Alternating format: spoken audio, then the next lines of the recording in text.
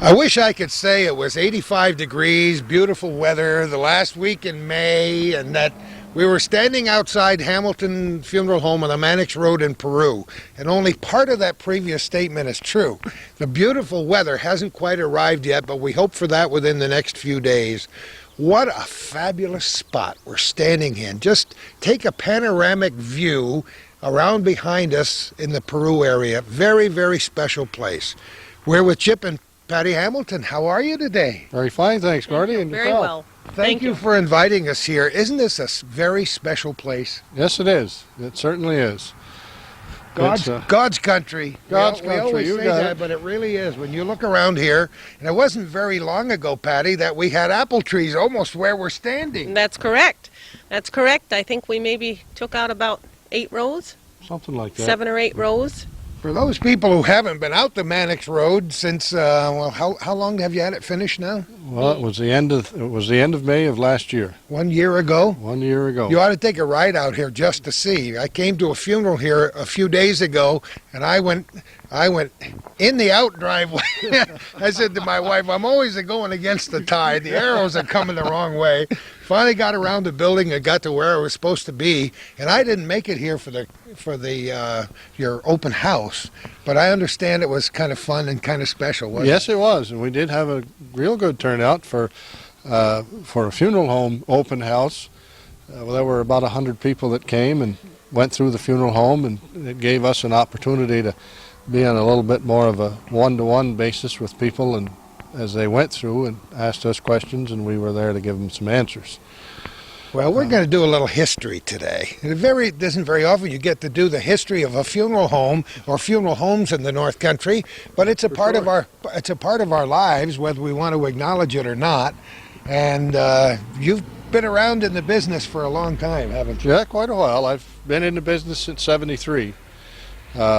Lester, Patty's father, was in the business. Lester Ethu, for those people who haven't been watched. Matter of fact, that was the name of this funeral home right up until... Right up until last May. Yeah. And Lester graduated from the Simmons School of Mortuary Science in Syracuse in 1939. Oh, come on. So he was... 1930. I was 2 years old, Patty. Oh. Yeah, so then he worked here at what was in Clough's funeral home, where the Peru hardware store is now. And then he went into the service, and when he came out of the service, he started working with Delorme. Clough's were pretty much on the tail end of their funeral business you here. Don't even remember that name. Well, you remember Dr. Clough. Yes. It was his family. Oh, see? They owned the hardware store, and they had the funeral home and also at the hardware You store. know, it just dawns on me, if we stand here long enough, it's going to warm It's up. gonna That warm sunshine's starting That's to feel right. good when it comes out of those clouds. We wanted to start outside the building because I just wanted to give people an idea of this, almost an idyllic setting that we're in here, right? Because this is apple country. Yes, it You is. know, Peru and Shazy, apple country here in the North Country. And now you can see it because you're right, Right, you're right in on it. the very edge of it. And we're going to get inside. We're going to go through the history. We're going to look at pictures. Patty and I are going to renew our friendship because she reminded me when I came here that we've known each other for 40 years. Oh, my. It's because I don't feel a day over... I don't know. 25? Yeah, about 25. Yeah, And my math is not too good these days either. We're going to continue our historical sketch of the Hamilton Funeral Home, Lester Ethu. Who knows what topics we might decide to include. Maybe a few North Country sports and This is true. a few other things today. So stay with us on our little corner. We decided before we get comfortable that we might as well challenge our thick skin outside today by walking around the grounds just to see what a tremendous change has overtaken this place in the last year. So let's walk and talk, and as we walk, you guys can give me a little bit of an idea about how the idea for this tremendous change came about. Well, we'd actually thought about it several years ago when Lester was still alive and here. He lived in the house that we were using as a funeral home, that had been the funeral home since they opened it up as the Lester Ethu Funeral Home. And Lester was in ill health and really not wanting to make any changes while he was still alive. He just didn't feel that he was up to that. So we kind of put that on the back burner until a year or so after he had passed on, died, and Neil, our son, was living with a friend of his and decided that he would come back here and move into the house if we made an addition here and changed the funeral home around. So then we started thinking about how we were going to change it and what we wanted to change.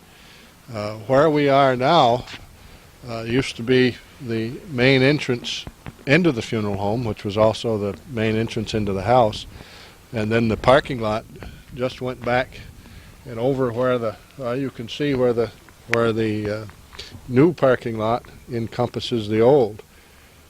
We went back a little bit further here, probably to the end of this first double row, Yeah. with parking lot, and then it just come over. Well, where the new pavement ends here. Yep. And that was the parking lot, and of course we had the driveway around that house. We used to park on the grass here and over by the barn on the other side of our house. Whenever we had a large crowd, and we'd try and get a couple of people up to move people over so they'd know where to park. And then we decided, well, we'll get an architect and see where we go from there. So we got an architect that does nothing but funeral homes, renovations like we were thinking of. Who would ever guess there would be architects that do nothing but funeral homes? I learned so much on this program as we go from place to place. Somebody from around here? No, they're actually from Ohio. Ah. They're one of the primary or most prominent architects in the business of doing nothing but funeral homes. There are a few others, and some others are equally as capable as they are. We just happened to settle in on this particular group and call them. They come out and make some measurements and come up with some drafts, and we weren't real happy with the way that those drafts were, so send them back for another go at it. Back to the drawing boards. That's when that phrase started, right? That's right. And then the gal that was actually doing the drawings, the design work, flew out here from Ohio to take a look at what we had and what we were thinking, and went from there and drew up this design. The roof design on the addition is a little bit different than the original design that she had come up with, because they were going to follow the same roof pitch as was on the back part of the building here where the air conditioners are. But it would have put the peak over the peak of the other direction, and we didn't want that. So we got with our contractor and decided how we would change that. So we changed that into a more flat roof on the top, dropped the peak down, and allowed us to, as it turned out, to have a place to put the air conditioning, the heat exchangers, and not have to have them on the ground and in the way where we might run over them plowing and that kind of thing in the winter. So it really worked out well and ended up to be to our advantage. That's a real challenge when you're designing a place like this, because you want to make it tasteful and yet adequate. You want to make it look good inside. You want it to be impressive to people, and you know that it's going to be around here for a long time to come. So you don't want to mess up. How much input did you have into it, Patty? I need to know. Well, originally, I'm just going to step back one step. When we first started, when they first came, this is the end on the back here. It's where they wanted to put the addition on. And they wanted to use the funeral home that we have now, which would have brought it over near my flower bed. Can't be doing that. And that's where I stepped in. I can imagine. And so we felt going to the west. And as my parents and I relived living here as a child, if they added on, that was the direction that they felt was the best direction to go. So I felt I needed to step in and share that with Neil and Chip. So we changed everything, and the gal came back, and we went in that direction, and I do feel it's the better way to go. So you were brought up right here on this Yes, I property. was. So Yes, I was. those apple trees, did you cry ever when they cut down each apple tree? Well, I did a little bit. It's a lot of history here for me. My grandparents lived next door, and that's the house we you live gotta in. be kidding. So this goes back into the 1700s. Well, what were your grandparents' names? Ross and Ruth Clark. She was Finney. If you know Gary Finney, Of course. well, that's his Aunt Ruth. And Isn't that... so there's, Everything is connected. Just remember, everything in the world is connected. And when Right. you live around the Right. North Country as long as we have, you find out you learn those connections that you Right. either forgot about or didn't know in the first place. well, I knew you did a show with Gary. Oh, my goodness. W.W. Finney and Son. Well, that was my grandmother's parents. William. Isn't that beautiful? So there's a lot of history, and it's been a real heartwarming thing for me, I guess, because our son has taken as much interest in it as we have, and I'm proud to be able to say that. And I feel that we've given back to the community something that they went with us for many, many years with a small funeral home, and so we're happy to be able to put something It's back. something we always manage to reinforce each time we do a television show, giving back. Because this North Country has been good to all of us. I know it's been especially tremendous to me through good times and bad. And people say, how come you keep doing what you do? I said, because I have to give back. And that's Yes. a pretty nice thing, you know. It's not unique to this part of the country, but this still is a very special place to live and work, isn't it? Yes, it We're is. very fortunate. Very fortunate. And when I look to the west here, and I think of the many days that you call the Peasleville Valley, and that's the direction that you're looking, and you know that often brings a light back to me. How can anybody who comes to Plattsburgh, as I did as a young radio announcer in 1961, not be enamored with a name called Peasleyville with two E's in the middle?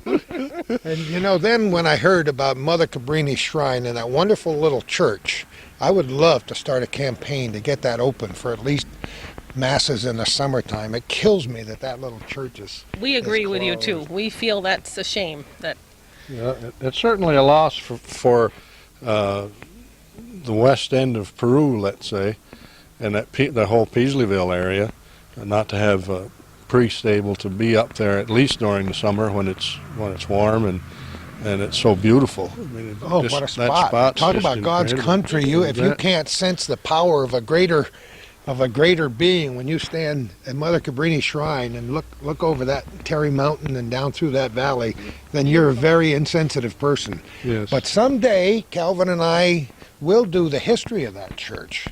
And Well, I've that'll been be trying to good. round up people who know pieces of the history. And I have a written history that was done quite a few years ago. But it needs to be updated, and it needs to create a general interest Uh-huh. in the area just so that that church can be preserved, and people who were married there and had various ceremonies and memorable masses and times at the shrine back through the years can go back and enjoy it once again. Yes. I'd hate to see it go to rack and ruin. exactly. I think they're just using it for storage now more than anything else, aren't they? Well, up they there? have an Easter service there once a year. They do. And it's, very comforting when you go there. Yeah. So it would be wonderful. And we do know some people that have a strong feeling with that. So, It's your fault. You got me started on Peasleyville. I kidded Peasleyville for almost 36 years on the radio, and my best friends there. And when I ran into Mary, her former name was Mary Marcotte. Mary Seymour. Mary Seymour. And I mentioned how it was her mother and Big John Marcotte that invited me out there one night to dinner. Little did they know when because they said, Gordy, why don't you come out? We're going to have sliders. I said, what the heck? Sliders. I'd never, like Michigan's, I didn't know what sliders are Michigan. So I went out there, and I've told this story before. She had this wonderful, great big pot of sliders on the stove and made a mistake to get it way too close to where I was sitting. And I'm not sure that wonderful family of how many, 9 girls? 9 girls. I'm not sure they all got more than one slider when I had 17 or 18 done. And I'll tell you, every one of those girls can do sliders just like their mother. I like to go out to their bazaar in the summertime and bring home a quart of sliders just so I can eat them and remember the good old days. That's for sure. And when I was at the funeral, see, things happen. There are happy times at funerals, too, because people get together and talk over the old times. And one of the gals reminded me of an occasion at Peasleyville where I was called upon to cut the ribbon for a housewarming. And it was not necessarily a completely sober occasion, I might add, way back in the early 60s. And somebody says, "Where's the shears?" And they couldn't find shears. It was time to cut the ribbon, and they gave me a set of pinking shears. And I said, this may be the first and last time in history that anybody cuts a ribbon for a new house with pinking shears. So, memories from your past, and it's great. So your family has lived here for generations. Since when? The 1700s? Yeah, Grandpa's family were here back in the 1700s. It was Clark. It was a second marriage from my grandmother, and so. Yeah, this is hallowed ground in more ways than one for you then, from way back when. And did they own lots and lots of acreage? Yes. Yeah, the farm was With a running farm. My dad ran the farm, ran the dairy farm, ran the apple orchard, and was in the funeral business. Isn't that amazing? Yes, it is. He was busy. Well, before we go inside, I want to mention the fact that your father, of course, was a fixture here for many years, and he just died a couple years ago, didn't he? That's correct. He died in 99, June of 99. We'd love to think that our parents are going to live forever, but they don't, as you well know. Yep. And he was from Harkness, not too far away. Oh, no. No, just moved about 4 miles. Isn't that incredible? Yeah. Well, that's great. Those are great memories. We're going to get inside and get warm. Shall we walk around toward the front a little bit here and talk as we go? Because finally, after the wake was over the other day, I got to drive around this side, and I said, "Oh, I recognize this side of the building. I've been to lots of funerals. Something looks familiar. Going in this door here." Uh-huh. So how many new square feet did you add here? Quite a few. Right? About 3,500 Isn't that square feet. Yes. Yeah, we divided it up into the various rooms, but our landscaping isn't complete yet. But Oh, Patty said I didn't have a chance to put my flowers in yet. No, I didn't have a chance to do the flowers, but we have some landscaping that we just had to come to a halt last year. So we're hoping that when it warms up, we'll be able to get back into that for this year. My mother used to say, "Don't put the garden in till June 1st." there you go. I hope we're ready by June 1st, because that's not too many days away from where we are at this very moment.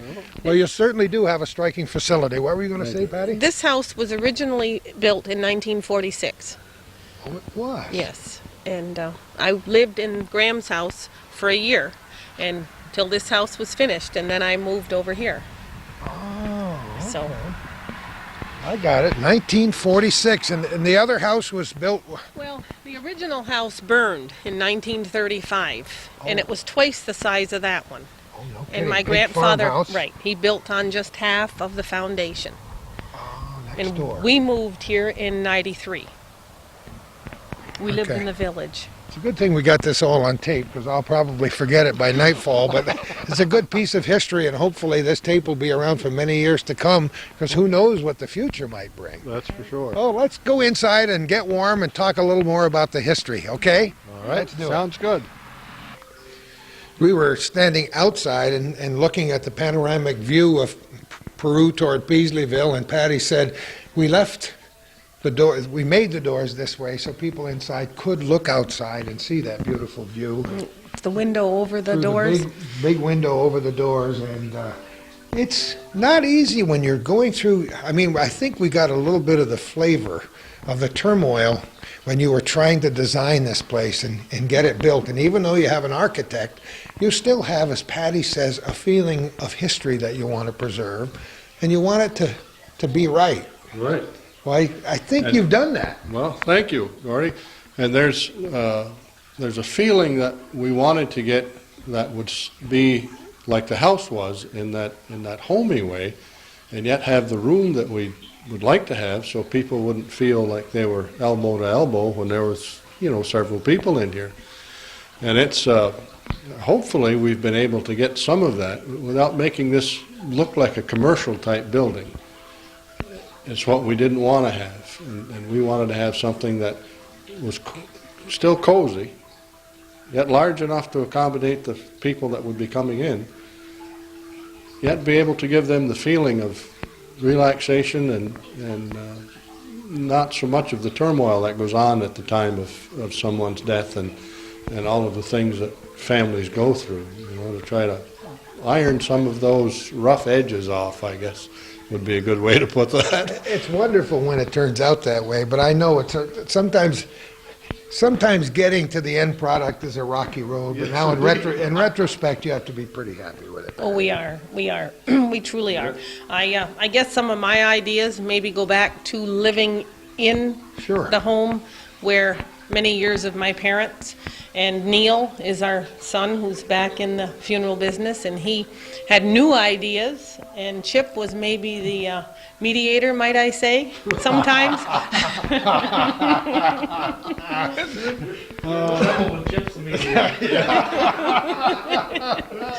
But really and truly, I do feel overall it's worked out very well, and I think Well, it took the three of us to put it together. I mean, there were ideas that were on paper that one or two didn't care for, and one might like something and the others didn't. So we thrashed that around quite a bit before we'd settle down and say, well, we will or we won't. For instance, the heat in this building is in the floor, and as you know, there's a lot of controversy over whether this is going to be something that'll work out for the long term or not.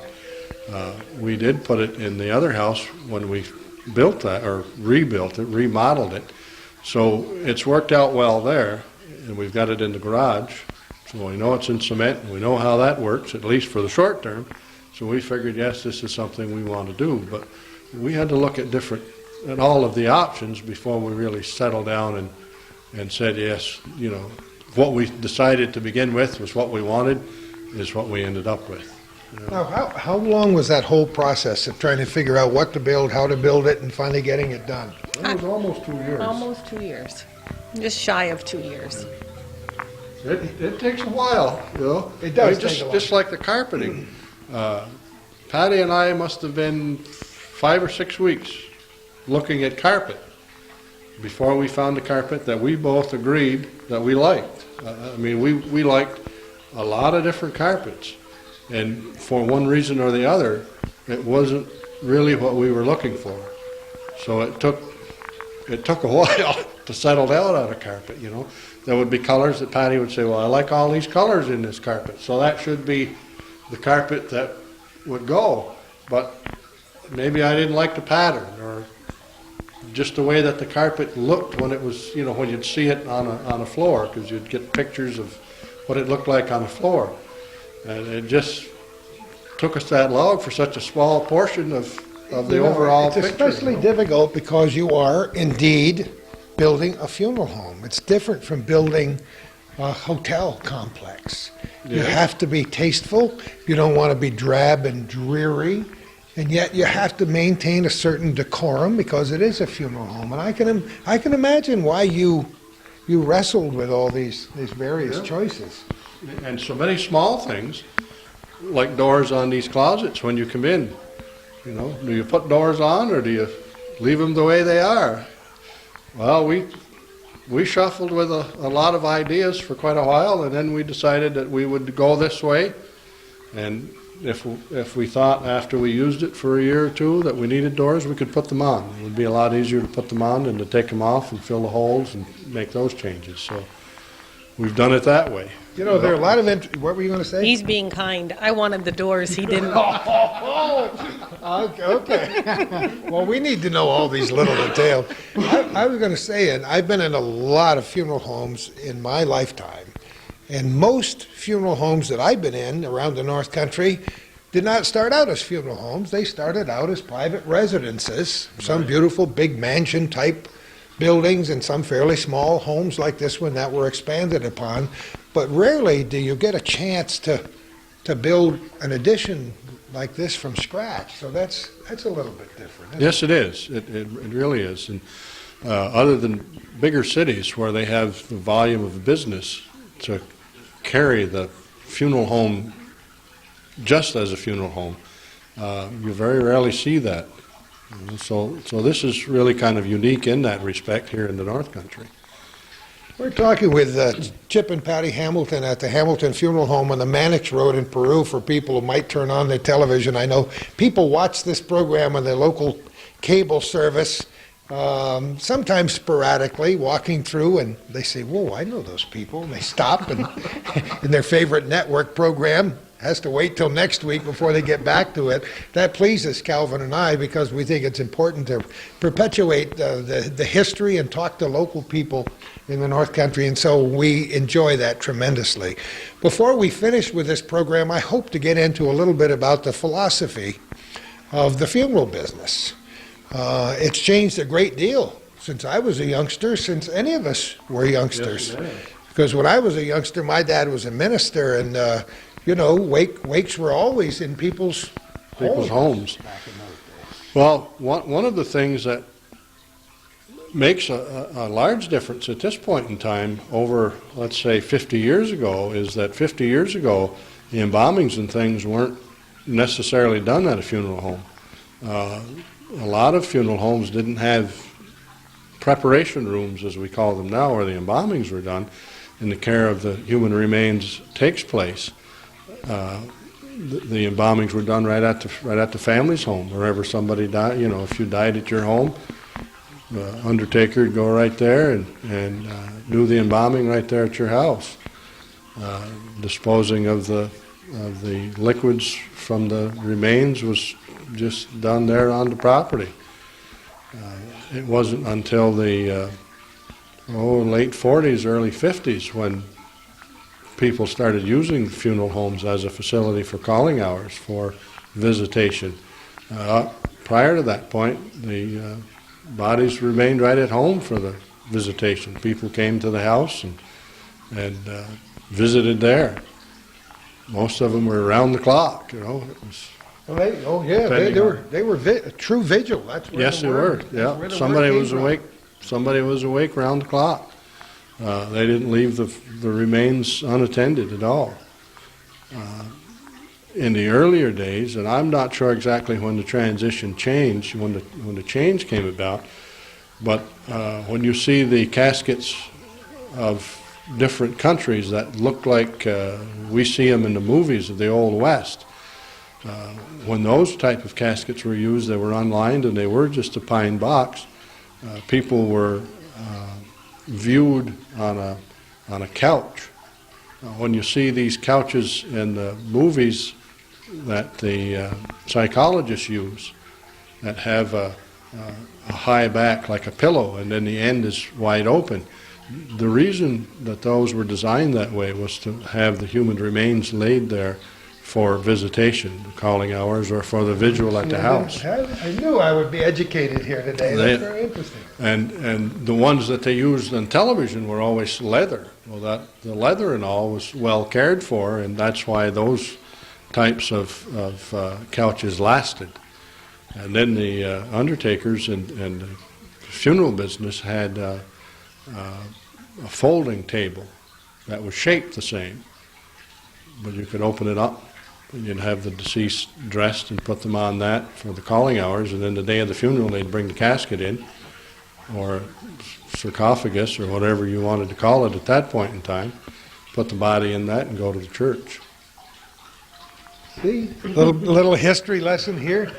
Calvin and I were saying coming over here that in the funeral business, very often the business is handed down from generation to generation. And look at the history we're talking about here with you and your dad, and now your son getting into this business. And isn't that true, where some of these businesses, and I can think of 3 or 4 funeral homes within 50 miles of where we're standing now, where they've been around for generations and generations. Yes, they have. When you've got a family that's in the business, understands the business, most of the time those people that they serve are satisfied with them and depend on them to lead them in the right direction during their time of needing a funeral director.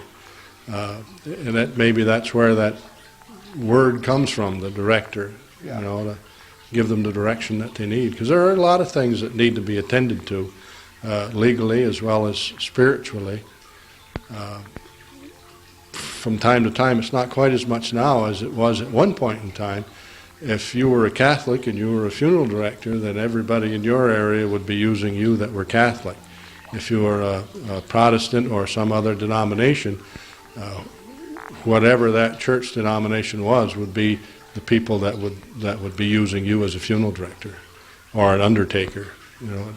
Originally it was an undertaker, and then it was an undertaker funeral director. And there were 2 licenses. Lester had 2 licenses. Really? But he had one for an undertaker and one for an embalmer. And now it's 1 license. It's a funeral director. So the funeral director does the embalmings and as well as the undertaking. So the undertaking part was the part where you dressed the body and had them at the home and all of that. I wasn't familiar with that part of it, and yeah, there's a lot to learn. Yes.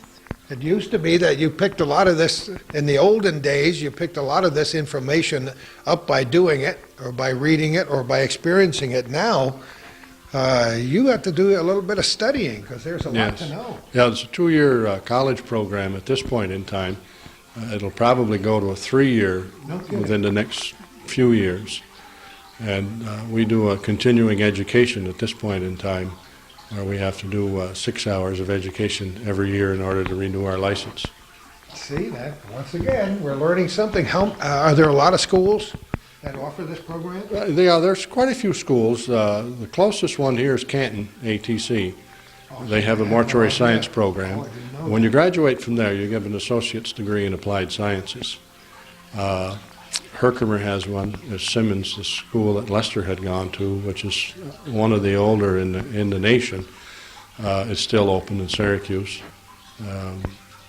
What's the community college? Hudson Valley Community College has a program, and then there are other schools down closer to the city and throughout the state that have the program.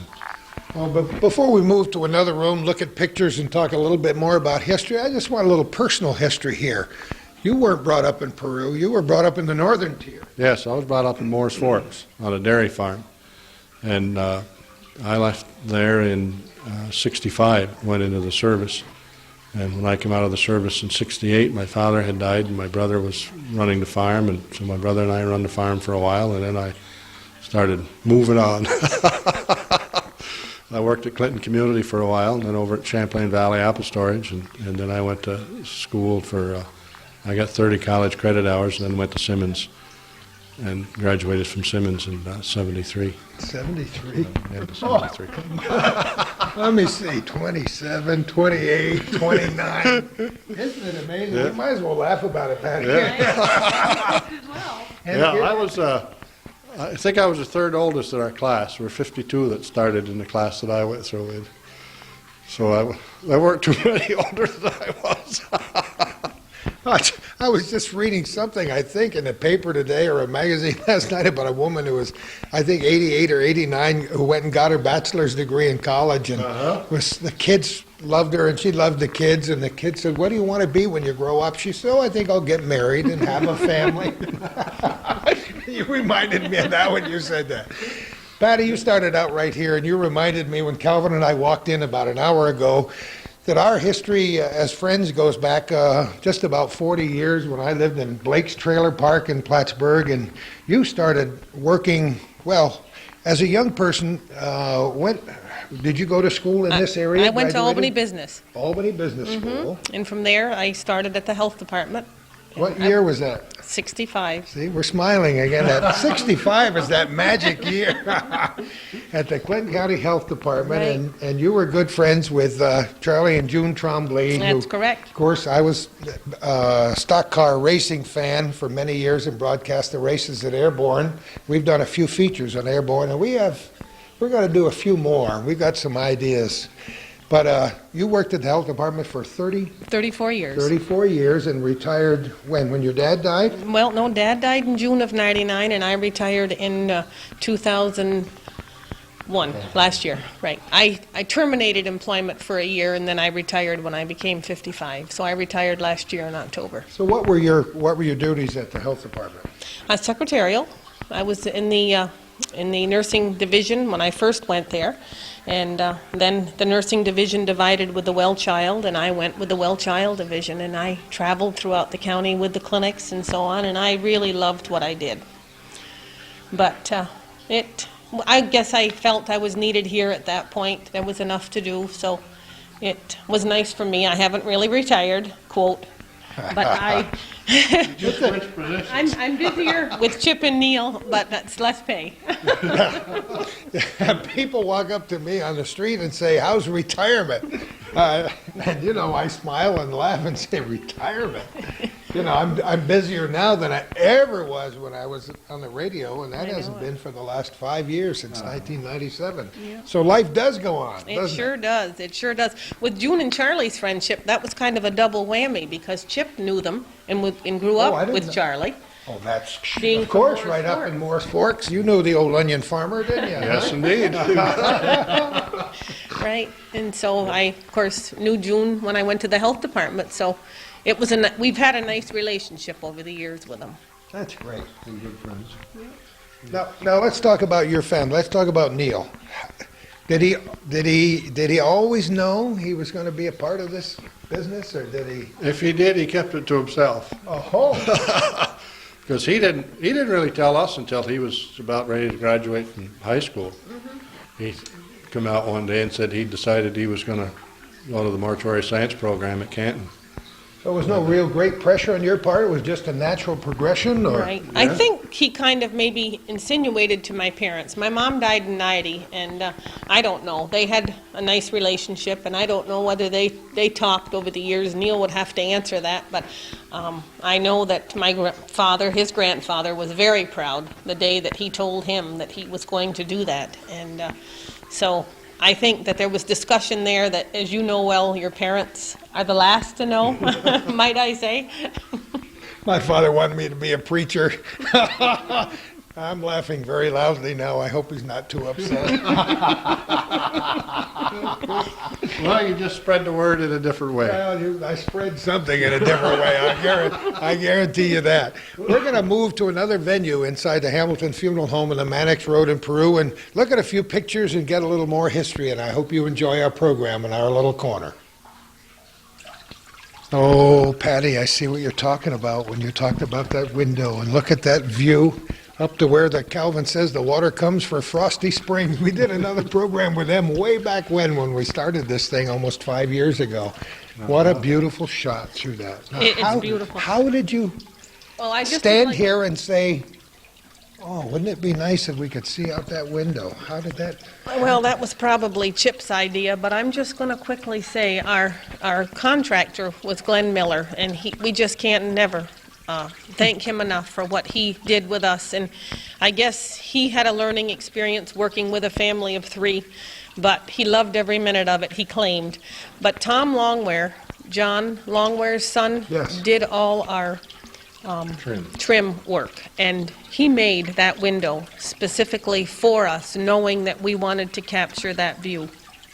Isn't that beautiful? You could take a snapshot through that window at 58 times during the year and have a different picture every time. And isn't that fantastic? Now, today there's a tiny bit of sunshine and it's beautiful. Tomorrow there'll be a lot of sunshine. It'll change a little bit different even back then. Huh? That's correct, and the colors are just beautiful because you get all the seasons, and it's just really a picture. So we gave you credit for that one detail. You got to start somewhere. Now let's turn around and talk about the stonework behind here, because I've always been fascinated by things made out of stone. I've written newspaper columns. We talked about it on television shows. I have a massive stone chimney in my house. I love stone buildings. I love to talk about stone walls because they're so much a part of who we are, especially here in the North Country. You drive up Route 9 or Route 22, head north, and just look into the fields. Stone walls everywhere. Stone walls everywhere. Some of them built with love. Some of them, you know, it was some kid who was teed off because he had to hook the horse to the stone boat, and his father said, "Pick stones." There you go. That was not the most wonderful thing. A guy wrote me an email and said, "I didn't mind the picking stones, but the black flies and the mosquitoes." Yes, everything that comes with it. So Neil got the stones. Tell me about that. Yes, my grandfather had, of course, stone walls all around the farm, and Neil and another fella picked the stones from our stone wall up in the woodlot and brought them down. And our Glenn Miller, the contractor, went through each one, and they cleaned them, and he kept the ones that he felt would be useful for him here, and he built this waterfall. And after he built it, he wasn't real pleased with the way that the water was flowing, and down it came. Took it down? Took it down Took it down and rebuilt it. and rebuilt it.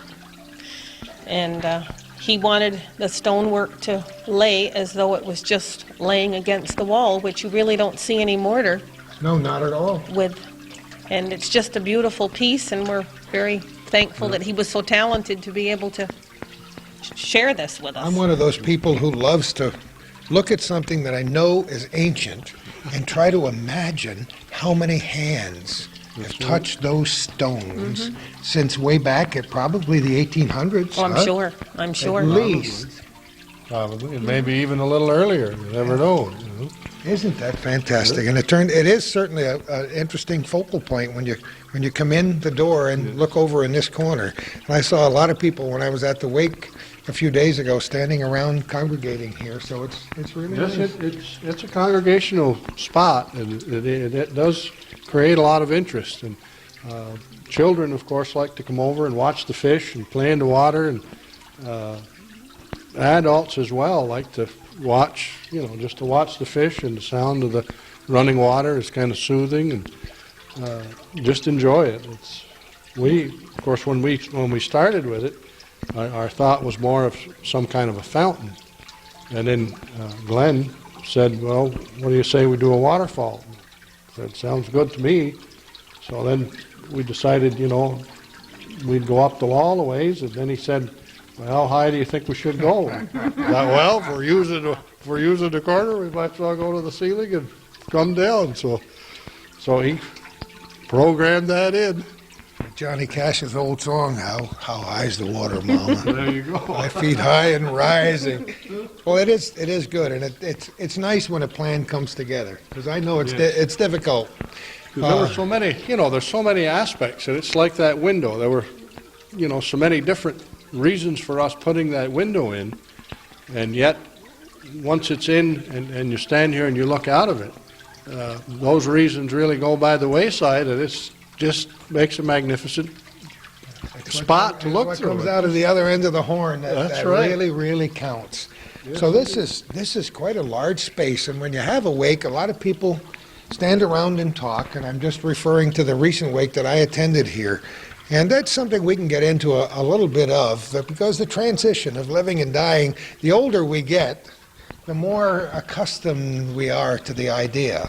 And even though you're in the business and have been, and you were brought up in it, Patty, it's something you still have to think about, because we all have to wrestle with our own mortality.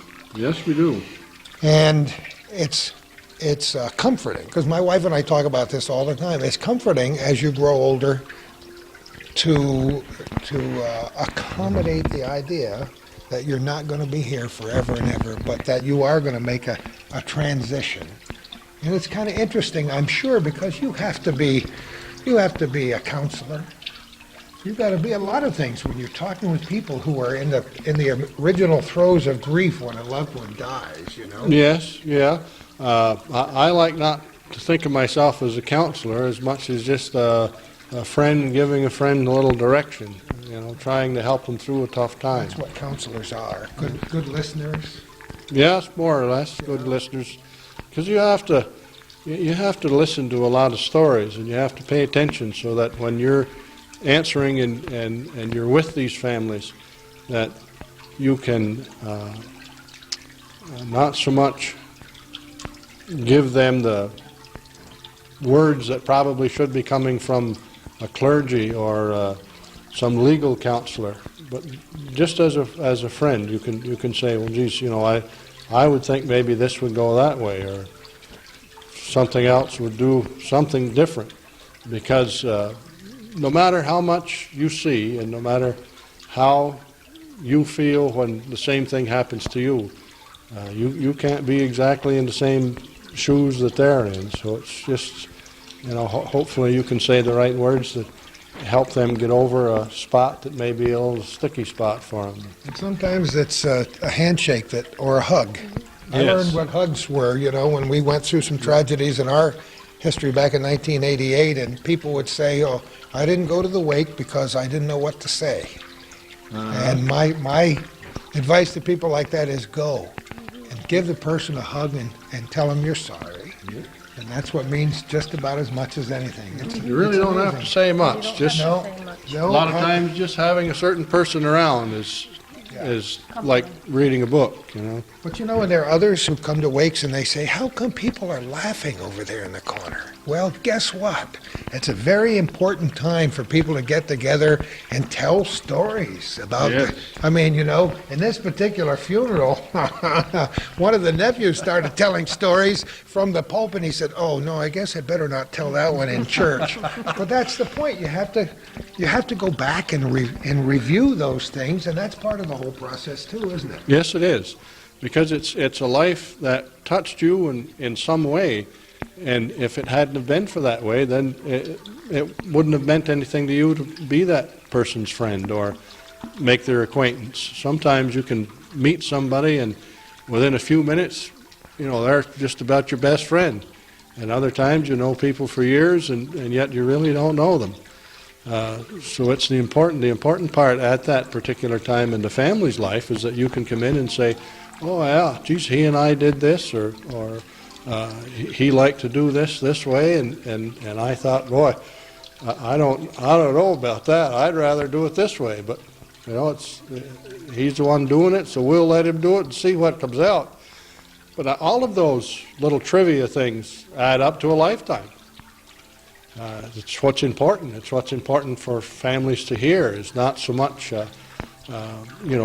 what it is, but that person's life had a value to you as well as to them. We were just talking about a few minutes ago about wakes having been held in the homes way back when, and now I notice a trend is changing in the bereavement after the funeral was over. In the old days, you'd go back to the family home and people would bring in food. That's what happened to this family the other day because it was a family request. But now I'm noticing more and more of the area churches, including there's a bereavement committee here in Peru, and in our little church in St. Alexander's in Morrisonville, they have a bereavement group that my wife works for. And they all get together and bring food. Sometimes the family brings food, but it's held right in our community center attached to the church, and it takes a lot of pressure off the family when that happens. And I noticed that happening in more communities. Yes, these days. it gives the families a little bit larger place to gather. A lot of homes, especially with larger families, really doesn't have the room to accommodate the number of people that would like to gather. And a lot of those people just don't go because of the confinement of the room. And these halls and community centers give them the space where everybody can feel comfortable in coming and relive a lot of the stories, tell the stories, and relive those fun times. And it might be fishing, might be hunting, it might be playing golf, whatever the case may be. All of those stories is what really makes up the individual that's gone. And I think that the longer you talk about them, and the more you talk about them, the more alive they are. That's we're going to write that down. That's the more you talk, the more. But isn't that true? That is true. That's a word of wisdom right there, Chipper. I didn't know. And I think with myself, I know the last thing that you think about is food or eating.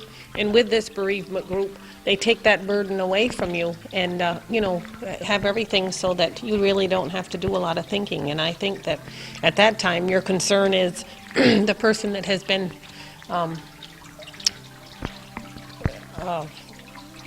well, what am I trying to say?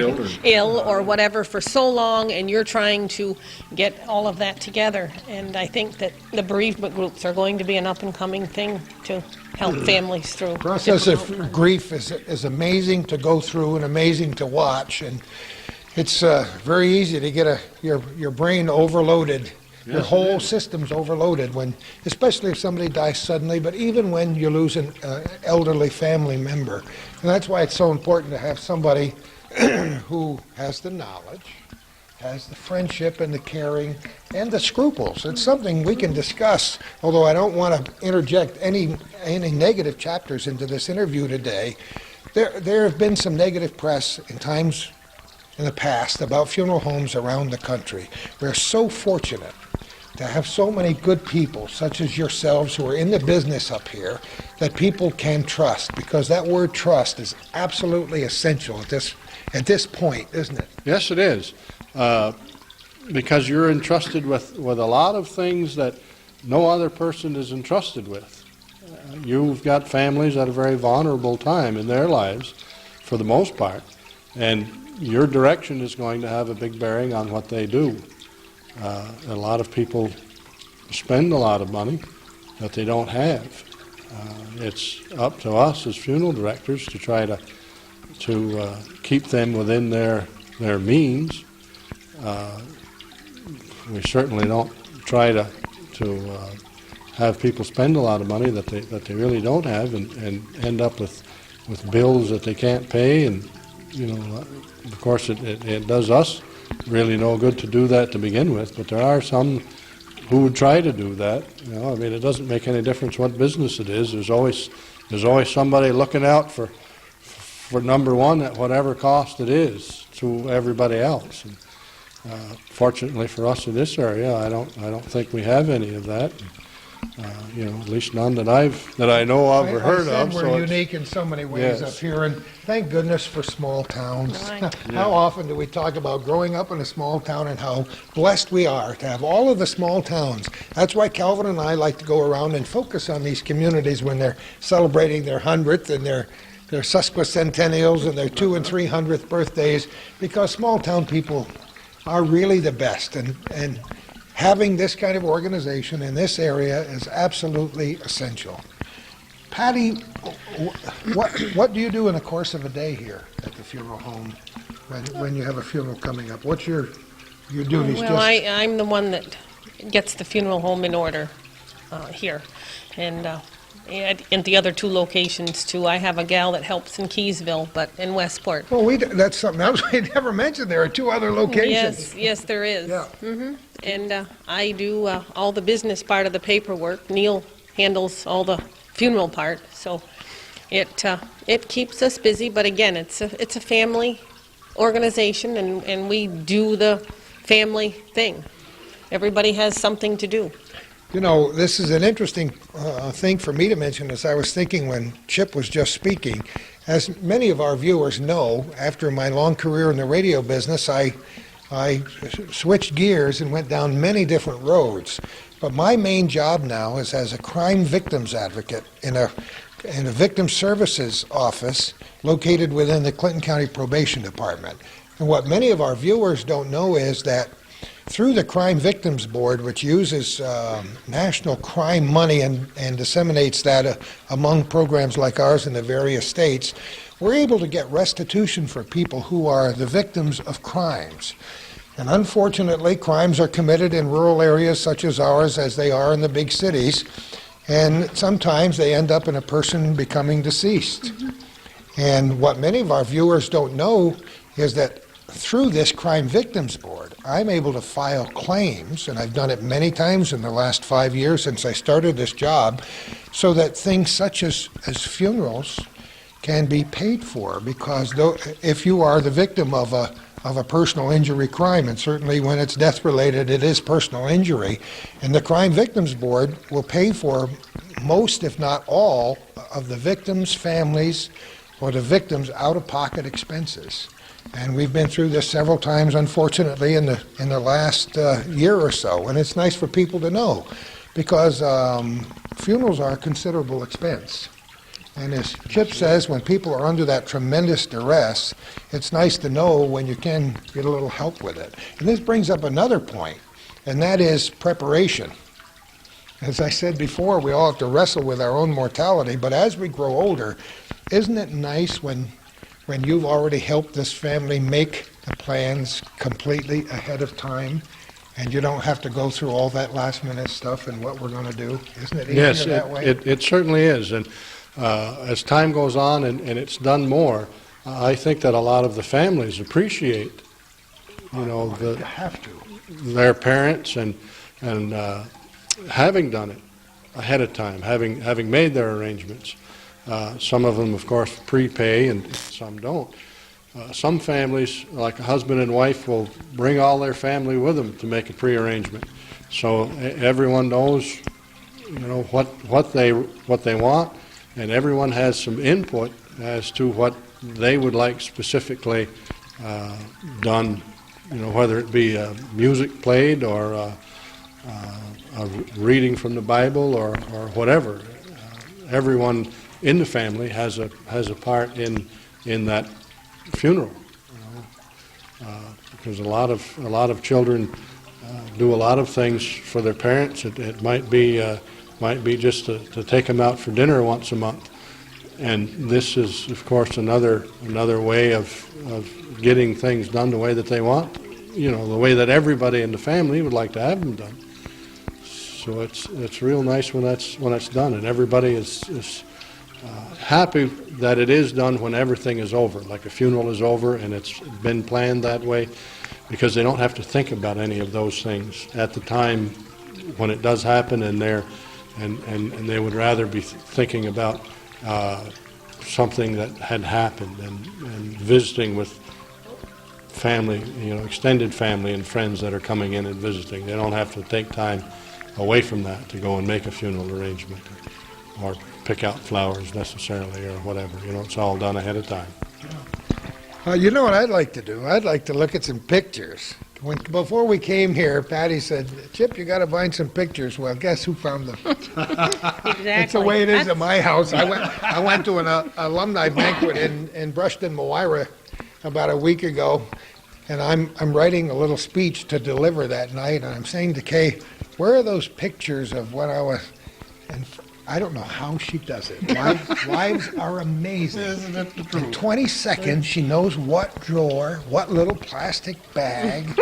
And I'm not the most organized person in the world. And then I got halfway through the speech and I said, "Yeah, but where's the picture of our basketball team?" And she goes in another room and she comes back 2 minutes later. So I've got my little envelope of about 10 pictures from my sometimes embarrassing high school career that I carried with me. But yeah, we know who's organized in the family. Anybody spends that much time as a secretary is we got to kick that in every now and then, Of course we do. Well, let's go look at those pictures and talk some more. We're broadcasting this program in our little corner from the Hamilton Funeral Home on the Mannix Road in Peru.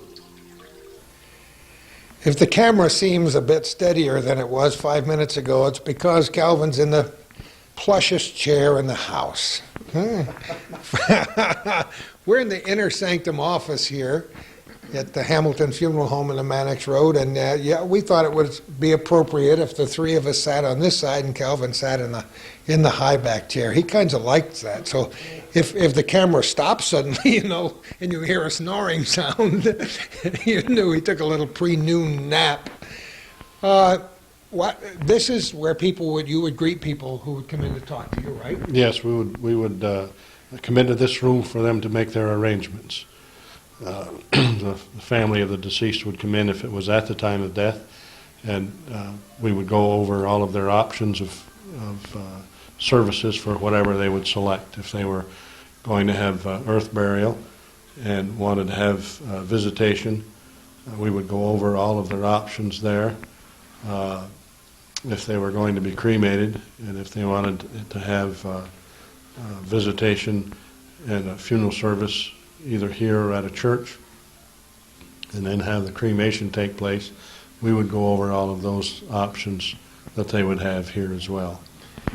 I don't have a special fascination with death, But when you were just talking, it reminded me of some of the wonderful old cemeteries that we have here in the North Country. And it's not a macabre thing. I think it's more a history thing. And when Kay and I go to a town for a conference or somewhere that we've never visited before, and we got 5 minutes to kill, we find the oldest cemetery in town and go look through and see how many we can see from the Civil War, from the Revolutionary time period. We have some uncharming old cemeteries here within 20 miles of where we're sitting right here in Peru, don't we? Yes, we do. Yes, we do. There's a Quaker cemetery on the Union Road.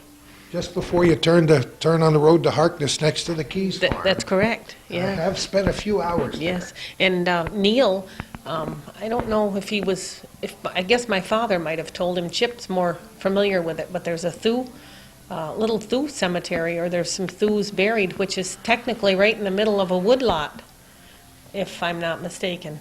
And I didn't know about it. And Chip and Neil were the ones that they discovered it. Chip can probably tell you more, but But if you're doing genealogy, you've got to visit cemeteries, and thank goodness for people over the last 60 and 70 years here in the North Country who've cataloged every single tombstone in this county, including Clyde Rabideau Sr., who just wrote several books doing it all over again. And we crawled through the underbrush with him a couple of years ago, and he's got a mirror in his pocket, and I said, what kind of detective work are we doing? And he's on the ground scraping the moss away, reflecting the sun's rays onto the writing so he could read the old tombstones. Yes, isn't it interesting, some of the old epitaphs? Oh my goodness. There are entire websites on the internet on humorous epitaphs, and we can remember some. The most famous one I can remember is, I told you I was sick. Anyway, we digress. I wanted to spend just a moment talking about other funeral homes and other funeral directors here in the North Country. We mentioned before about old homes being turned into funeral homes. How many can you remember? Well, I remember where Walker's, R.W. Walker Funeral Home is on Court Street. I don't remember when Bob first opened up in that location, but I remember when he put the two houses together. And at that point in time, that was quite an undertaking to put those two houses together. Cause Well chosen word, huh? Undertaking? Where the walkway is, where you walk up those steps, that was a driveway between those two houses. So all of that, all of that was just open space when he bought the two, when it was two separate houses. I've been down at Brown's Funeral Home many times, and they've got some wonderful old historic photographs. Yes, they do. There's a business that goes back a long ways. Yes, it does. A long time. I don't remember. I know that some of their ads, they have the beginning years there, but I don't remember now offhand what it is. But it's over 100 years ago, so 1892 or something like that.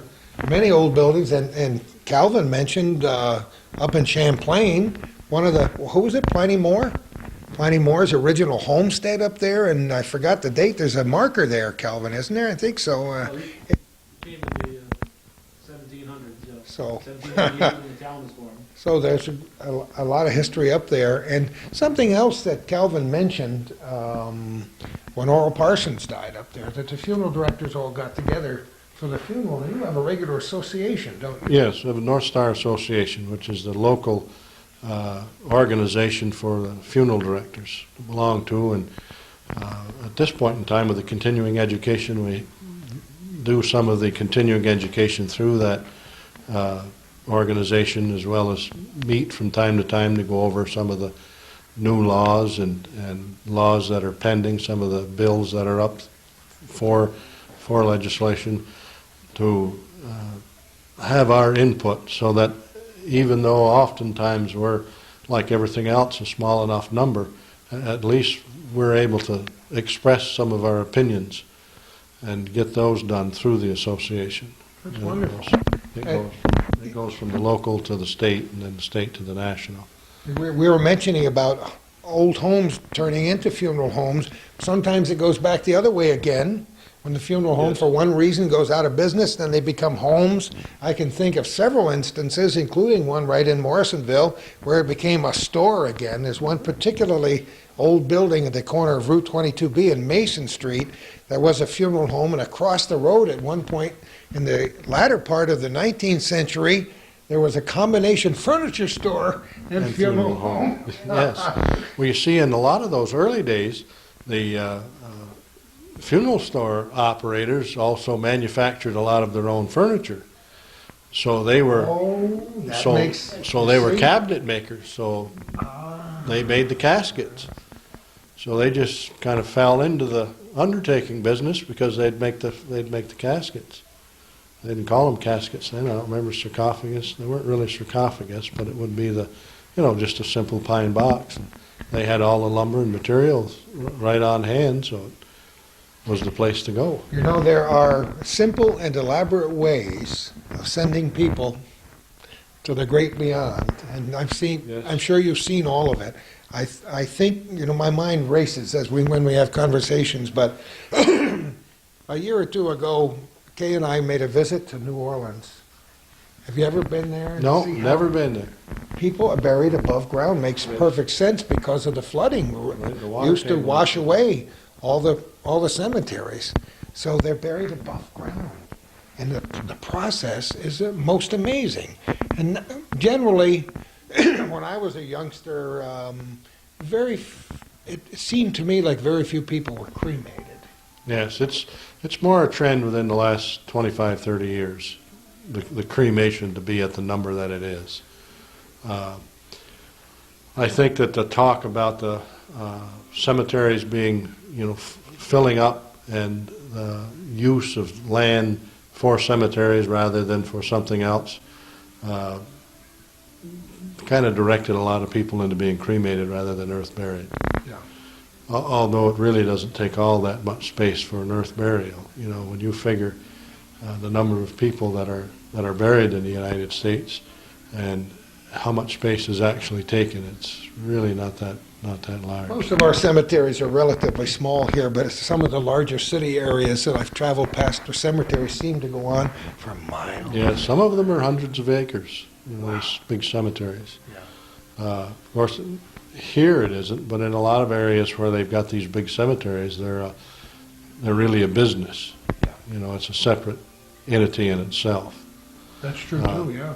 And a lot of those cemeteries have mausoleums that are quite large, and a lot of people are buried in those that you could have actually like skyscrapers for mausoleums. So you could put a lot of people and not use a lot of space. Well, we're in a unique part of the country in many ways that we mentioned that some that you may not think about in connection with this business, because we can't bury people easily in the wintertime. That's right. There aren't many cemeteries that bury year-round in this area.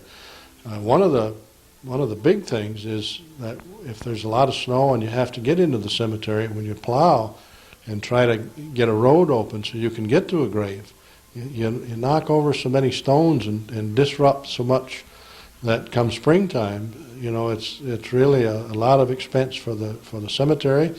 And when stones are knocked over and things, families are displeased, and it just makes it real tough. Although for me, I wish we could do it year-round. It would make it a lot easier for all of us in the funeral business. And a lot of families seem to find it brings back the sadder parts of the death. That's true too, yeah. Depending Because on you how really far can't. removed, You really can't put it off until the burial is done. You're still going through that process. Although some churches that have cemeteries attached with them have everything at the time of death. The committal service, everything is done right in the church. And then in the spring, the burials are done. And then Memorial Day, families, or earlier, they can go around to the cemeteries, but they don't go to the cemeteries for the burial itself. Interesting that you should mention Memorial Day, because we're approaching that time of the year, and the history of Memorial Day and decorating the graves of the Civil War soldiers, and it's something that's persisted all these years, and I All can the flags that go on the all the veterans' graves. Yeah, there's quite a bit of work that goes into getting everything ready for that particular day. It's probably good that we have that, so we pay attention to get everything done that needs to be done. Well, it's interesting for me because I have high school memories of marching in the high school bands and going from one cemetery to another as the high school bands, the parades used to do, and Memorial Day. And then in a high school, for the most part, when there were parades, I don't think my band director liked me too much because he said, Gordy, today you're going to play the sousaphone, you know, the big tuba. And it's a strange thing. It started out weighing about 5 pounds, and by the end of the day, it weighed about 350 pounds. Oh, Patty, you, a few minutes ago when the camera was off, and it hasn't been off very much for the last hour or so, you were mentioning the family members that helped you in the process of putting this project together. And I didn't realize how big a family you had. You said you had a sister who was deceased? Right. And so after my parents, and when they passed away, and we began this process, my only relative on my mom's side is my uncle, Donald Cromie from Peru, and his wife, and they were strong supporters during the building of this funeral home. They came by at least 3 to 4 times a week to see what changes were made. And my father has family in Harkness, and his nephews and nieces would stop by, and his twin brother's children would stop by, and he had 2 other sisters, and they would come by, Doris Morrow and Viola Filio, and so we felt fortunate. And Chip had a lot of family from up in Moores and friends, and they would come down and different times, and I think that's very consoling to us because it was a big undertaking again for us to get involved in this in our, at our age. Sure.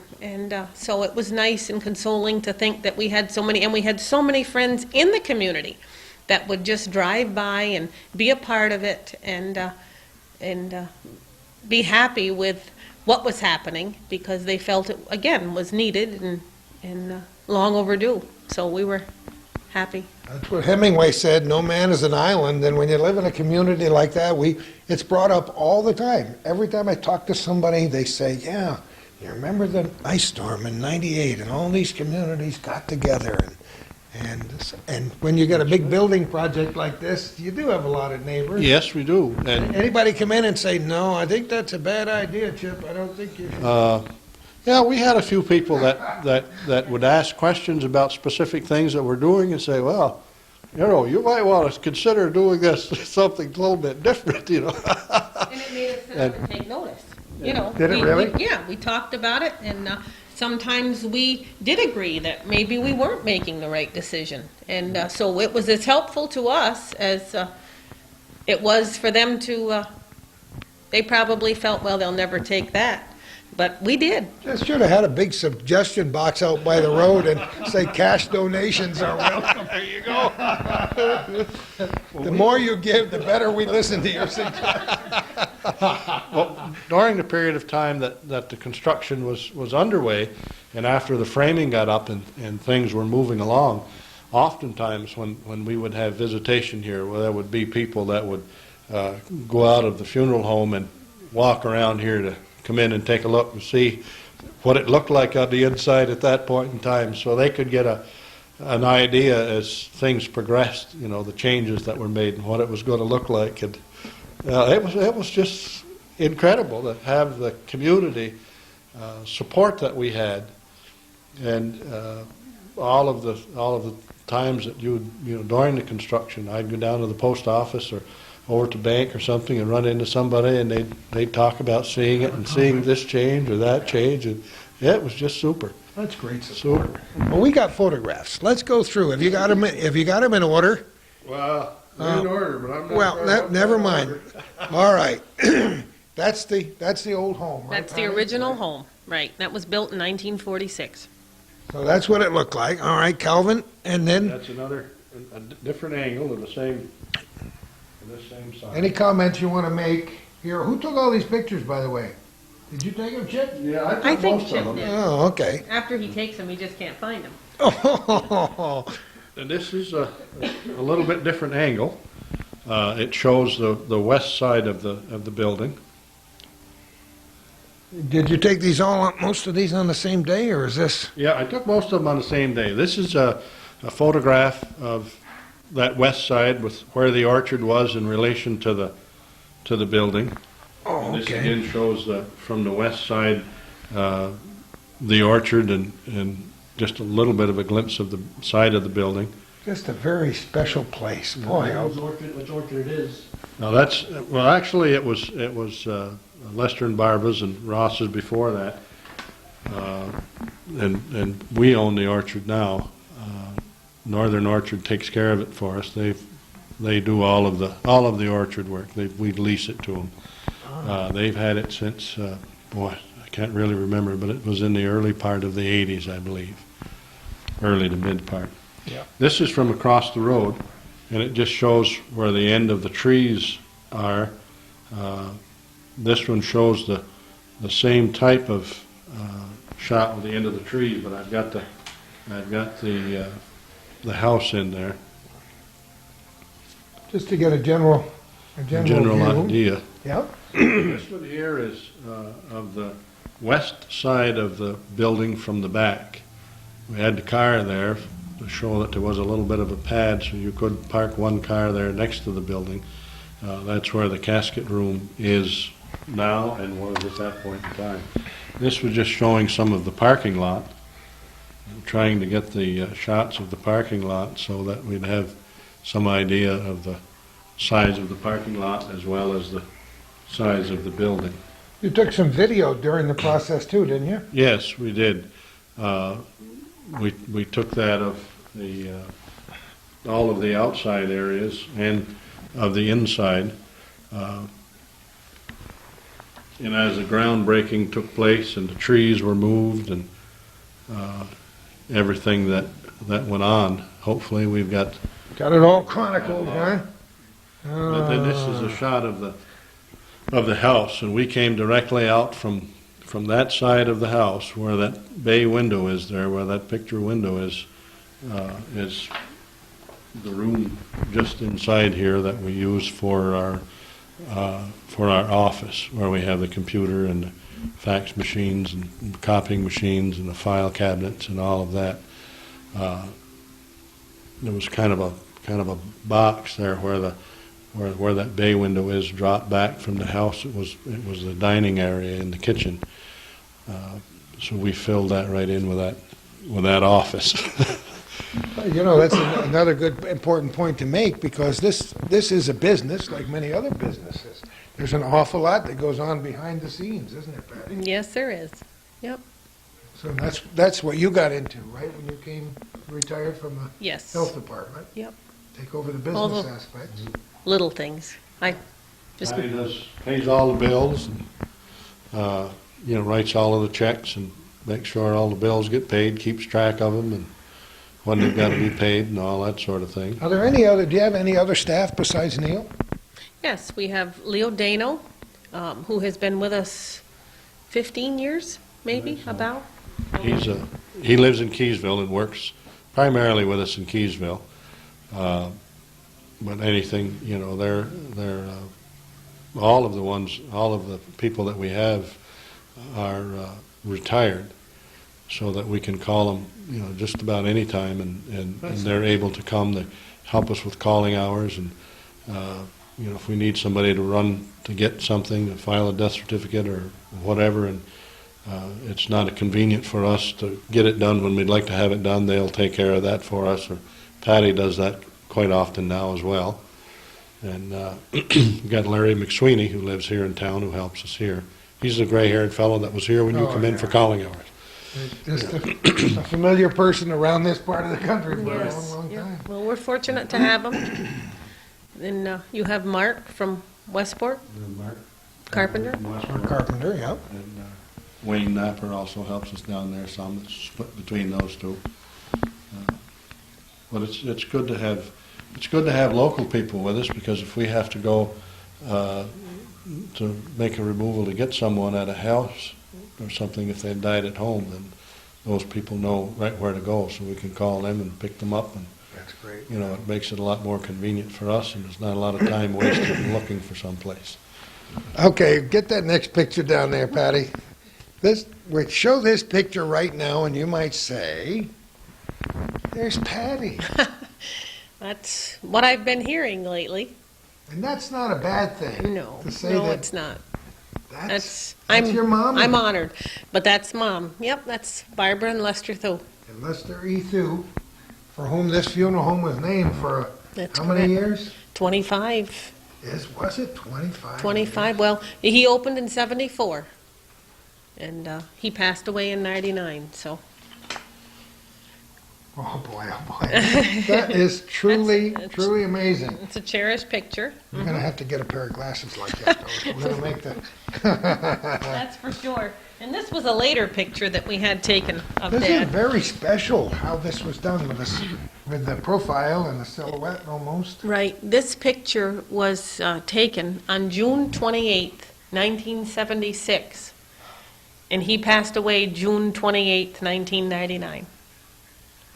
Oh, my goodness. So Isn't it amazing how interesting coincidence Neil was 6 months old when that picture was taken. Really? Mm-hmm. Yep. Oh, my. Talk about an icon and an institution. Yes. Oh, boy. I was just thinking, when we were mentioning cemeteries, some people like to keep it simple, and some people like to make it complicated, and if they've got the money, they want to make some tremendous memorial to their loved one. And speaking of memorials, I've been to Gettysburg many times. I don't know if Calvin, have you ever been to Gettysburg? You talk about wonderful feeling of history as you walk through the Gettysburg, the cemetery, and you think of Lincoln delivering the Gettysburg Address.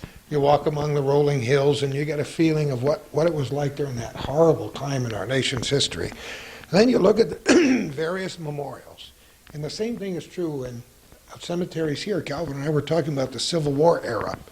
For those of our viewers who read the Press Republican, they were made aware within the last few days of the time when we're recording this program of Civil War memorial monument in the cemetery in Saranac that unfortunately is deteriorating and needs some tremendous community support to repair, because it's not just a memorial to an individual, it's a memorial to, correct me if I'm wrong, 413 people from Saranac who were in the Civil War, and several dozen, I think it's probably over 40, who were killed fighting in the Civil War.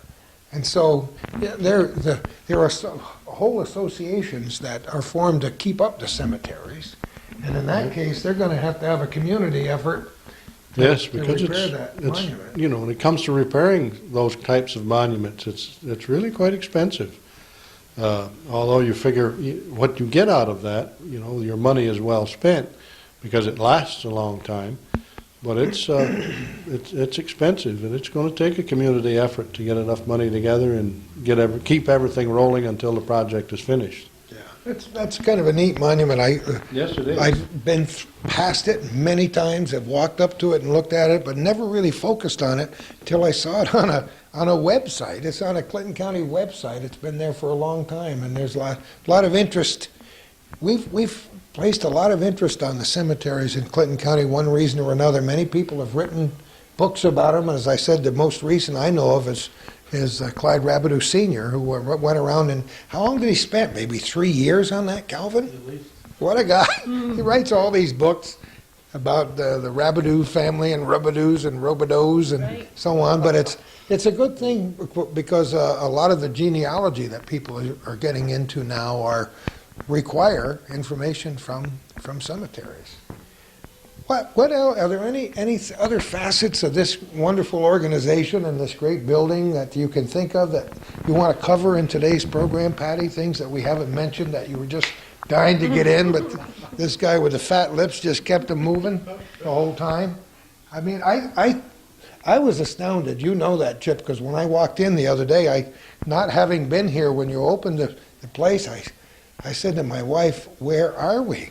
I feel like I'm in the big city here. I don't even know what driveway to come into."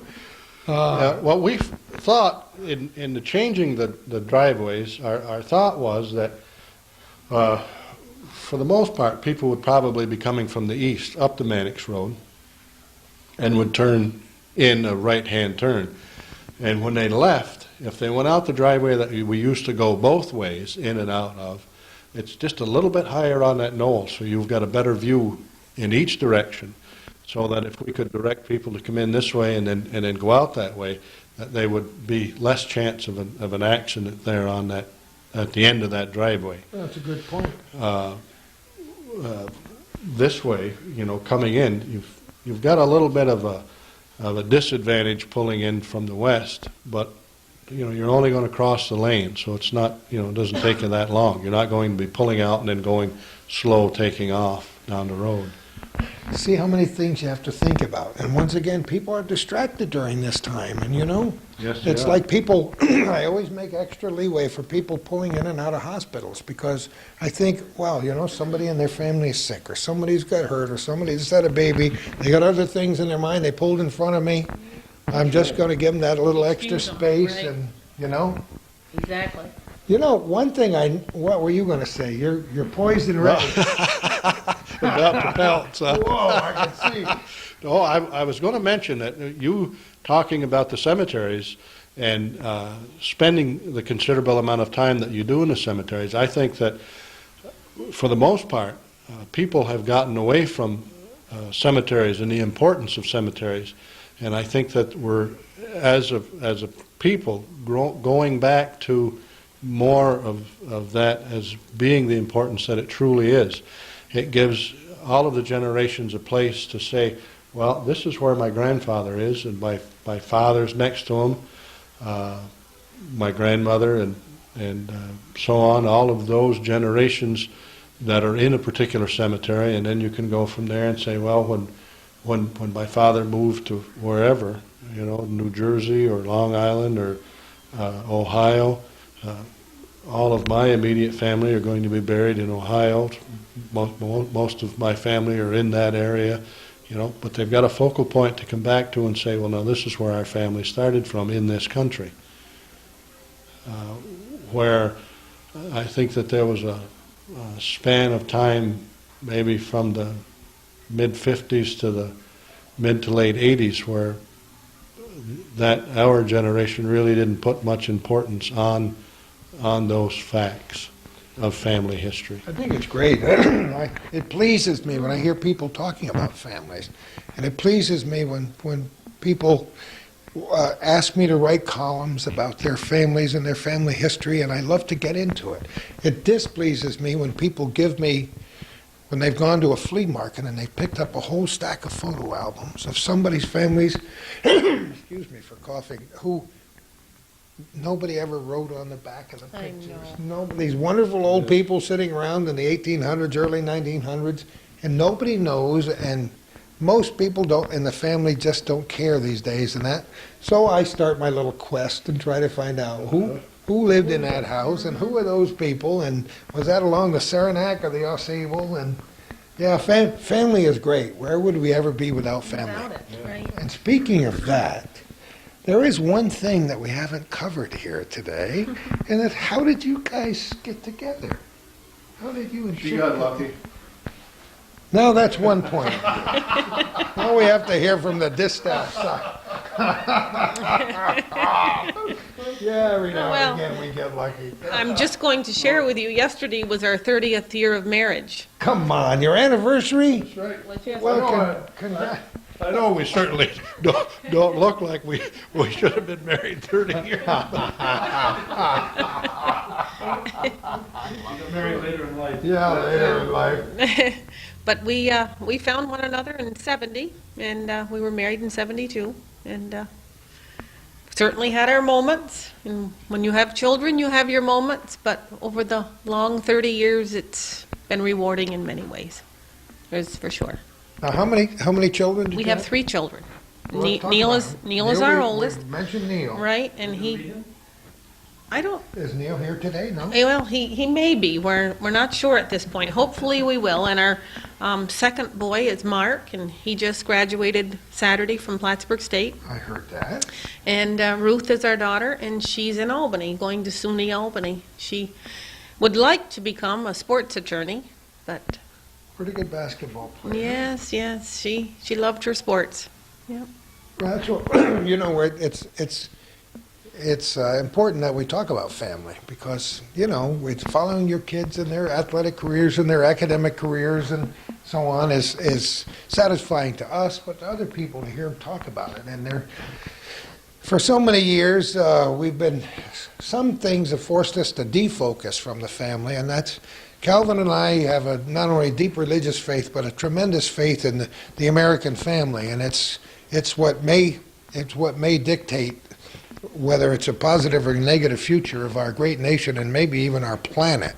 So I don't mind talking about families with great fondness. As most people know, I had 2 boys when I married Kay, who had 11 surviving children, and talk about family, and then we, you know, being involved with that many children and then being given the privilege of raising 2 more kids is pretty fantastic. I know. And for holidays when we all get together, and it's just, it's a neater feeling than I could ever describe here. It is, and it's very comforting to have children, and you know, you have many things with them, but each day is a new adventure, and it's very nice. And I'm so pleased that your children have you and Kay, because that's a real wonderful thing. As I say, I've known you for many, many years, and you're a great fella. And You're very kind to say that. You don't, you don't know the real me. I think I do.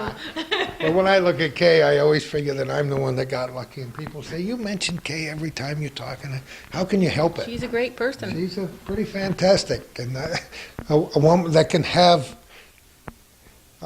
12 babies. She'd had 12 babies, all natural childbirth in this day and age.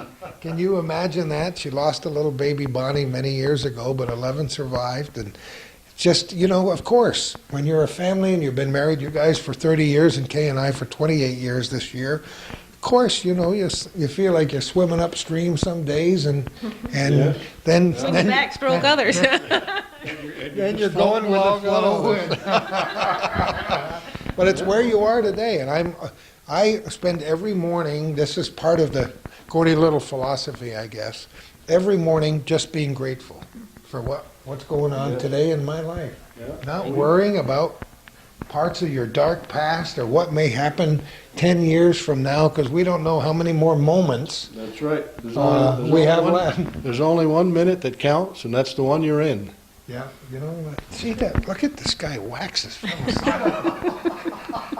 We're going to write a special book of Chip Hamilton sayings to live by and read one every morning with our breakfast. Like my parents used to have these little cards with sayings on, and you have your breakfast, and my father would pick that little card up, and it might be a Bible verse, or it might be a quote from Shakespeare or Longfellow. Believe me, You Chip said- has the same thing. He has this little box of cards, and he very often reaches over and picks it up and thought for the day and so on. Do And you really? Oh, yes. I thought I was being facetious. No, Isn't that and what you mentioned when you come in there, that you had to find where the little room was because your tea was working. Yeah. Well, on those salata teas, you've got those little sayings on all of those. I had Chinese food last night. I had to open 3 cookies before I found a fortune I liked. My wife said, "Isn't it bad luck to open 3 of them?" I said, "No, I'm going to eat them until I find one that I like." Besides, I like the cookies. 'Cause it makes me think back to when I was in school. The principal of our school, who was still living in Moores, was Paul Vogan, Oh my goodness. and I'm sure you've chatted with him several Goodness, times. isn't An incredible individual. And he used to take those T-tab deals there and put them on the bulletin board at school for our Did he really? saying for the day. Yeah, How old is he? he's in his 90s, I believe. Oh my You know, goodness. probably mid. Huh? He's still. He still looks good. Did you see him recently? I saw him a week ago at a school board budget meeting, and just as alert. I mean, he Sent, knows sent me a viewer support check recently, so I know he's doing well. Well, He's, every time I see him, I haven't seen him now in probably a couple of months, but every time I see him, he knows me, and you know, it's incredible. He was just a real nice man, a real nice man. my a good high school teacher. principal just died within the last couple of years. Harry McCain was his name.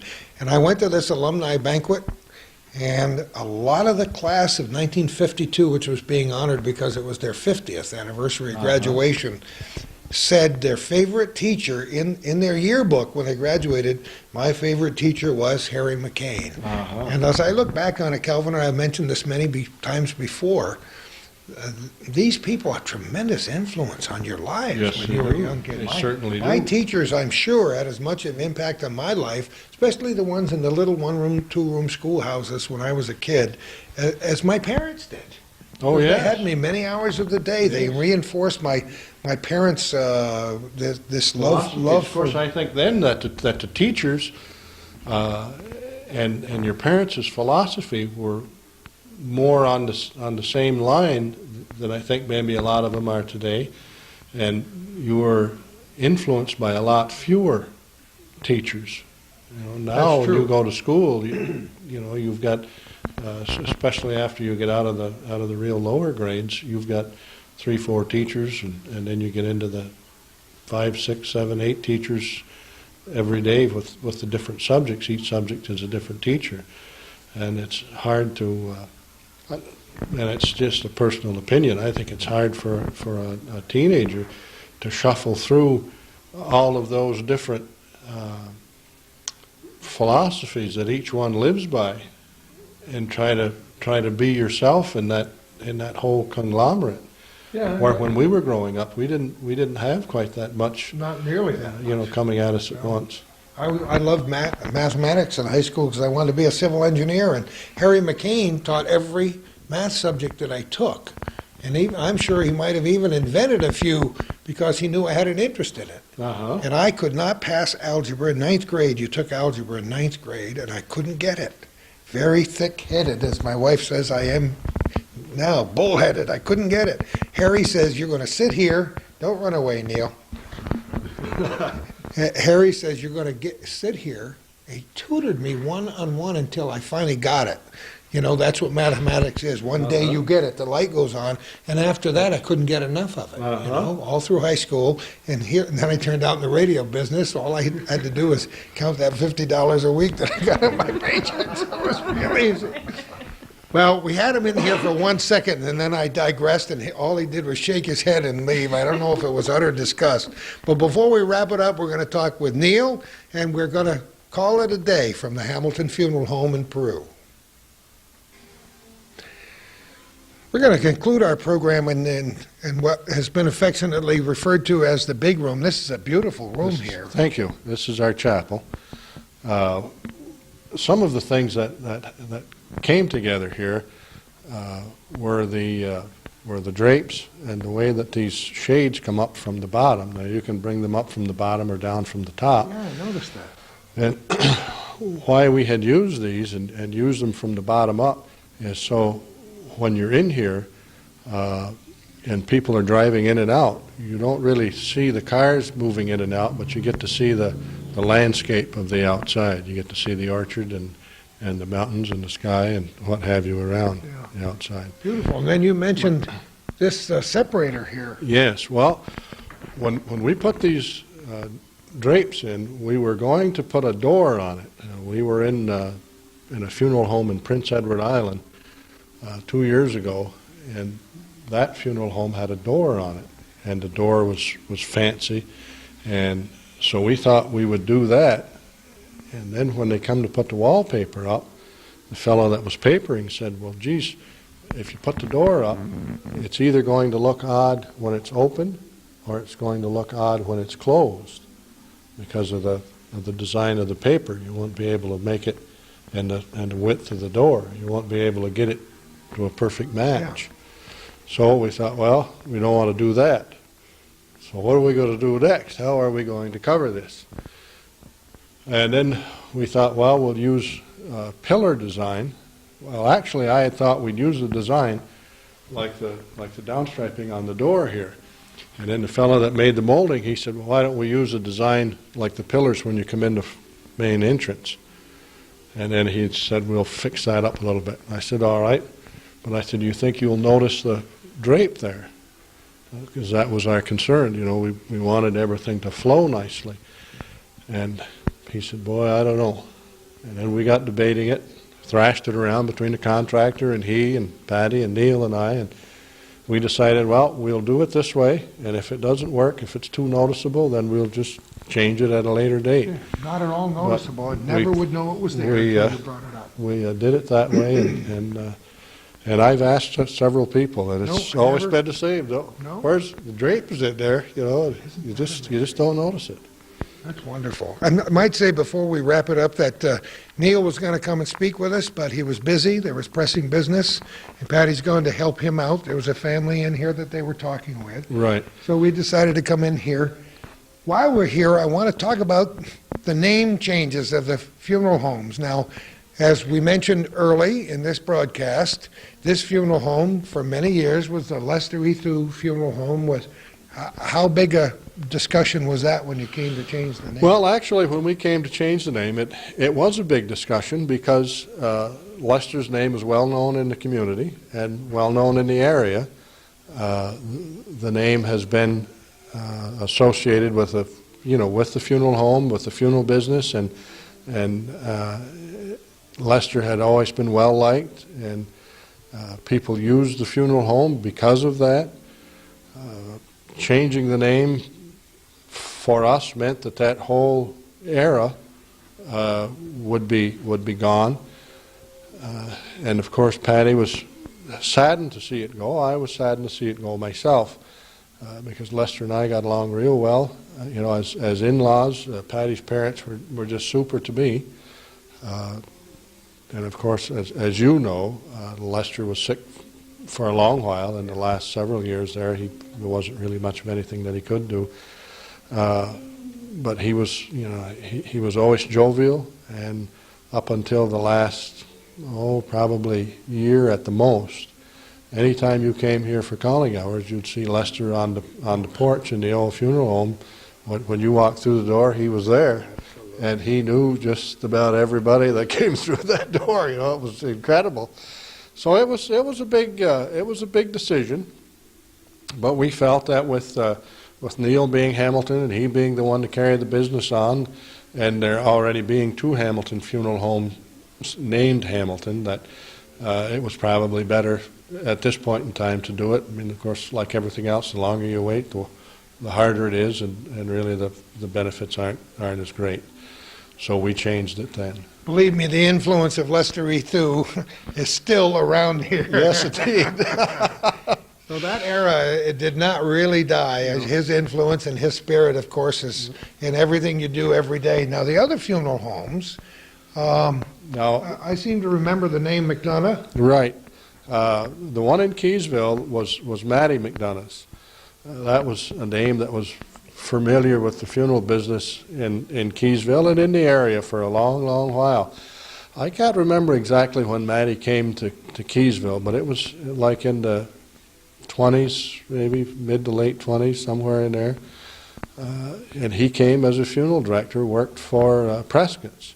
And he also worked for Prescott's in the woods and drove truck for them, hauling logs into the mill, to their mill, and lumber to the cabinet shops that they had. His, of course, primary job was the funeral business, but in the small community, funeral businesses are not as lucrative as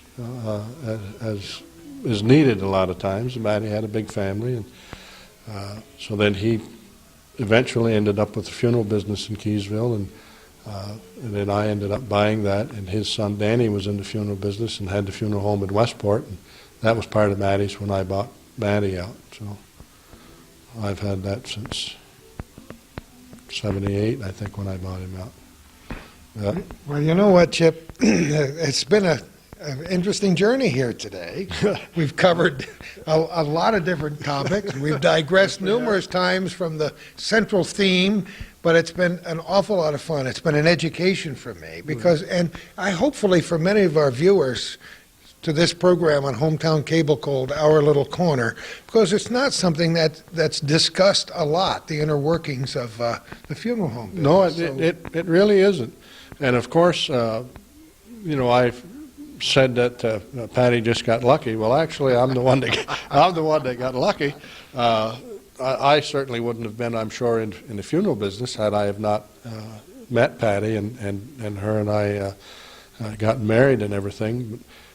Because when I was going out with Patty, I used to help Lester. That's how I actually got into the business. You know, I'd be down, you know, visiting with Patty, and Lester would get a call, and I'd go with him to make a removal or, you know, whatever he had to do, I'd hang around for.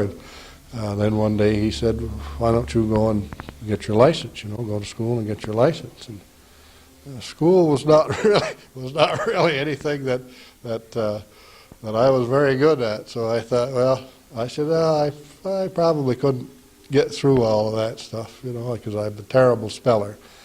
But I give it a try, and here I am. Like I said, it's what comes out of the other end of the horn that counts, and here we Yes, are indeed. today. Successful businessman. You've touched so many lives, you and your family here in the North Country, and for all of those people, I'd like to thank you for that. And thank you for inviting us here to do this program. Well, today. we certainly appreciate you coming out. It's certainly been a pleasurable experience for us, and we've learned a lot of things that we didn't know about cemeteries and different things. It's going to be real good for us. Well, let's hope this program is viewed for many years to come and that you stay healthy and your whole family. Thank you. Chip, Appreciate it. Chip Hamilton, Patty, and the unseen Neil, You'll be good. who many people will get to see in the future. Maybe we'll Yes, they just will. sneak up on him with a camera someday. There you go. And who knows where we're going to be next time for Our Little Corner.